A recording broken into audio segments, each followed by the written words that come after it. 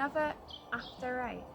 So, last week we told you to go for a walk and try and find things that you don't normally see. Well, this time we're asking you to go on a walk and look for things.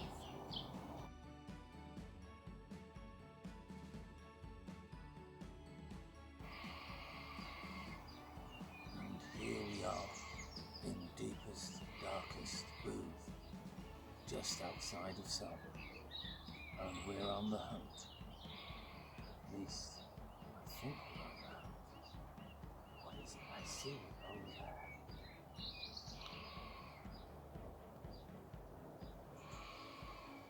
Wow. There's, I think it's a tree.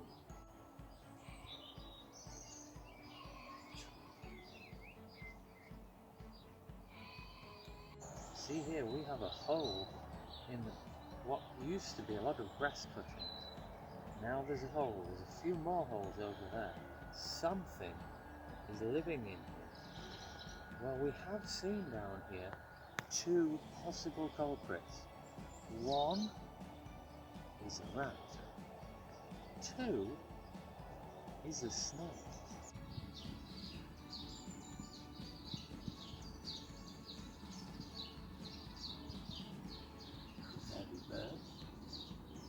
It's a good idea to put nuts up, because they like them.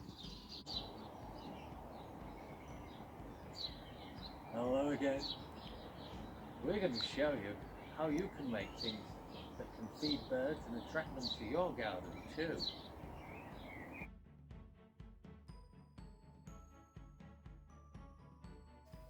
Now we're going to show you really quickly how to make something for birds to eat that you would normally just throw away. So here we've got some horrible fat that's come off some sausages and bacon and all sorts of things like that, and we're going to put it into something. It could be all sorts of things. It could be half a coconut. That looks really nice. I haven't got half a coconut. So what we've got at the moment is just a little disposable plastic cup, and we're going to make one hole in it, or get an adult to do it with something more sensible than I'm doing, but I'm going to do it with the end of a pair of scissors, and very carefully make sure that I don't get hurt doing it. A little hole so to get a piece of string through. Then we're going to put the string through, and that gives us something that allows us to hang it up. So there we have string in. So that will hang now, and you can put it on a tree or something outside, and then we're simply going to put into the cup all the horrible fat we've got, which looks terrible to us, but to birds is pretty good high calorie food. Now the other thing that you might like to put in with this, if you've got any, is some seeds or nuts or anything like that, so that they can also have what's other good stuff for them. So there we have it. Nothing else to do really, other than hang it up outside, and the birds will come and sit on the end and they'll chew it all away.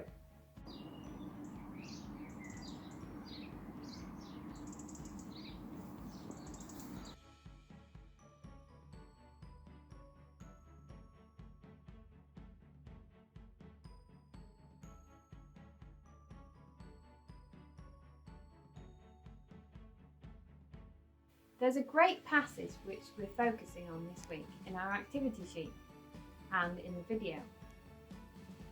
So earlier John was out looking at all the different birds, creatures, whatever he could find, and he made something for the birds to feed on. Well, the Bible tells us this really great little passage. It says, Jesus says, "Do not worry about your life, what you will eat or drink, or about your body, what you will wear. Is not life more important than food, and the body more important than clothes? Look at the birds of the air. They do not sow or reap, or store away in barns, and yet your heavenly Father feeds them. Are you not much more valuable than they?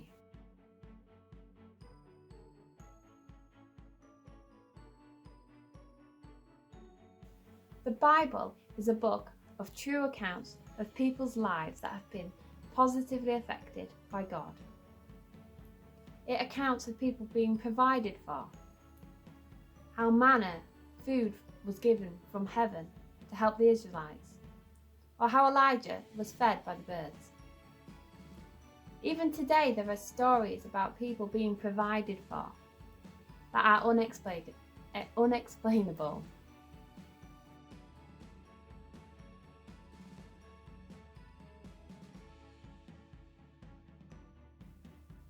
Well, we can think that there's nothing new other than what's in the Bible to do with God, but God is up to date and is with us now. And people who depend on him or put their dependence on him and choose to often see God working differently to those who don't. Now, I heard tell of a little old lady who had nothing to eat and she desperately wanted a loaf of bread and she had no money to pay for it. So she went to church and she prayed, and as she was praying she was overheard. She didn't think there was anybody else there, but two young lads had come in and they thought it was hilarious if they were going to get her a loaf of bread, which they did, and they left it at the back of the church so that she would see it when she went out and know that it was for her, and she'd think that God had given it her. Well, maybe God did.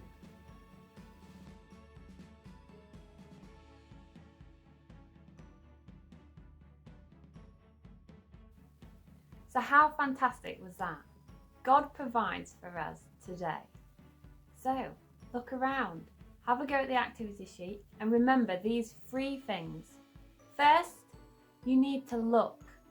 You need to look for things in the garden, but you also need to look and focus on God. Second, you need to be expectant. When you're looking around for things, you need to wait a while. And the same applies for when you're waiting on God. And third, you need to be open to receive. So, that's it for us. Hope to see you next week. Bye!